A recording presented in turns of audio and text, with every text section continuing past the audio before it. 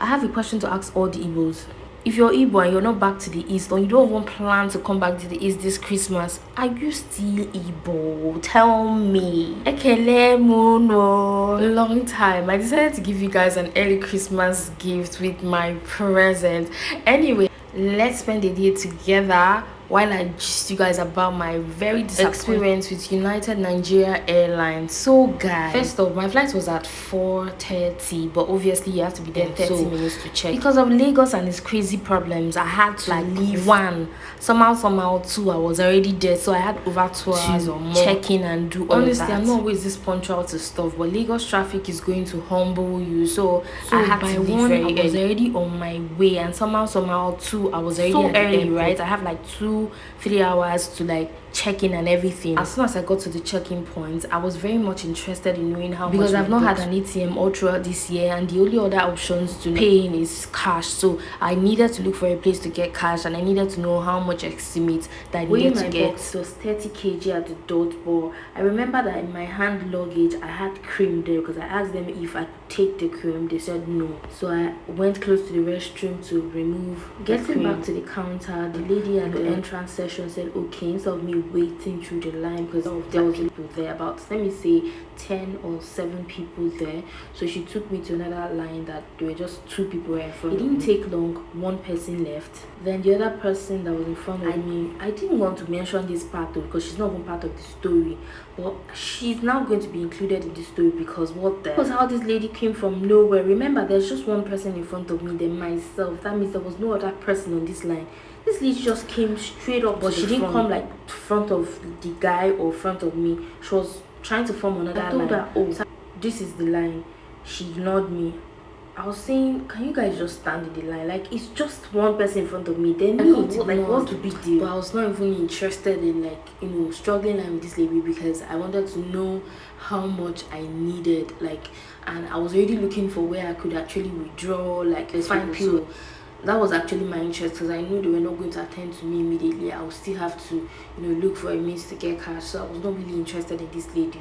I just let her just go. Like, this lady looked at me and stayed in front of me. When imagine the temptation. This lady was trying me because I was going to lose my home training on her. I just kept quiet. I made my box. They were like, you're not going to take this box to travel. I'm like, why? I'm going to obviously pay for the excess luggage. They said no, that you don't have enough space in the plane, there are no excess luggage, that are going to call a cargo person.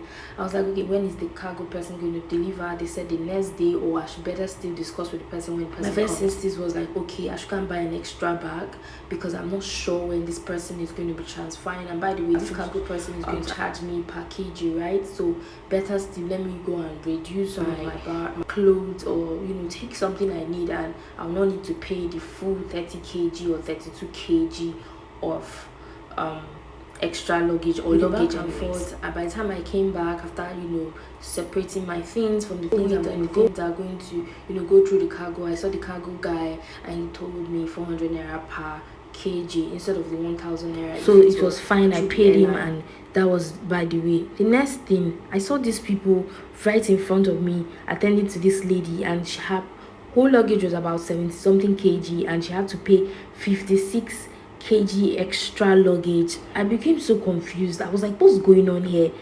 These people just told me that they are not taking any extra luggage. She even had a hand luggage that she checked in. Like, she didn't carry that hand luggage, she checked it in, paid for hand luggage as an excess luggage. Like, this wasn't then making any sense to me, but I just kept quiet. I was looking at them. The next thing, when it was my turn, I told them, please, what was the meaning of that you did? You made me, I paid for your cargo, and I obviously needed to carry my things with me. I would have more than happily carried my things and paid the 1,000 naira if I was to check it in. That was totally fine for me. These people didn't give me that option. When it got to my turn, I told them, I saw you guys doing this and doing that. What I saw, and they were like, oh yeah, she's not traveling the same location with me. I honestly did not believe them because the way they were just all about how much she was going to give them, I honestly did not believe she wasn't going to the same location with me. The next thing I heard was, oh, and I'm going to find them something for weighing my box that it's so heavy. was like, what's actually going on here? You didn't even make anything easy for weighing my box. I've been carrying this box back and forth this whole plane, and you're telling me I'll give you something for weighing my box. Make it make sense, because these guys are obviously trying to get on my last nerve. So this guy's already putting my bag together. He was trying to get me my boarding parts. The next thing, he turned back and said, what am I even carrying? And he saw I had 2 bags. That's one box and a bag. Next thing, he said that box is not going for a check-in. It's going to go in as a hand luggage. I told him I'm very tired from all the carrying of boxes back and forth, that I want to check it in. The next thing, he got serious. He told me that I don't need to listen, that see, he's going to flag my box. Like if I get to Enugu and I don't see my box, that this is where I'm like, you should calm down with the threats. What does it mean that I will not get my box when I get to Enugu? That I wish my phone, like when my phone already went down, my phone was on now, would have just videoed him and this rubbish he just said now. Next minute, we were just having an argument about that's how the customer that just came. She was not here from the onset. Next thing, she came in and was like, well, I should let these people do their job, let she attend to other people. I'm like, first of all, where did you come out from? Do you even know what's going on here? And you're here just talking. Let me just tell you the end of this story. These guys won. I had to carry that box. Immediately I got in front of the plane, these people took my box and told me that box is too big, that it's not going to enter their cabin. I'm like, why are these people trying to stress me out?